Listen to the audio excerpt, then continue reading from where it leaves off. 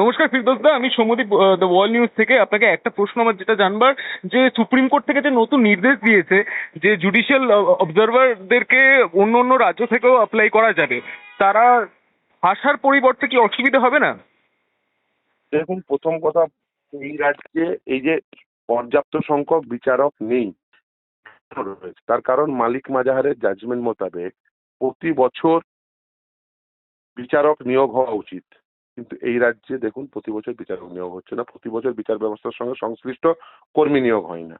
এবার দেখুন, দুটো কাজ হতে পারে: এক, অপর্যাপ্ত বিচারক নিয়ে কাজ চালিয়ে দেওয়া, অথবা বাইরের রাজ্য হতে পারে, কিন্তু অনেকেই আছেন যেমন ধরুন পার্শ্ববর্তী রাজ্যগুলোতে যারা বাংলা ভাষা বোঝেন। এখন এফোর্টটা নিতে হবে। থেকে আসলে তো একটা ভাষার অসুবিধা হবেই।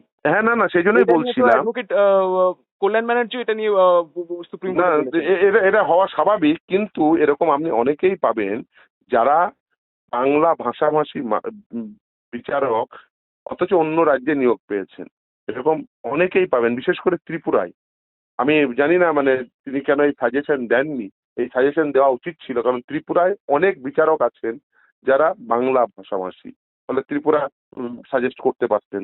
দেখুন, আমাদের এফোর্ট হওয়া উচিত এটাই, যাতে একটা ত্রুটি মুক্ত তালিকা তৈরি হয়। ঠিক সেই ক্ষেত্রে ত্রিপুরা থেকে বিচারক আনা যেতে পারত।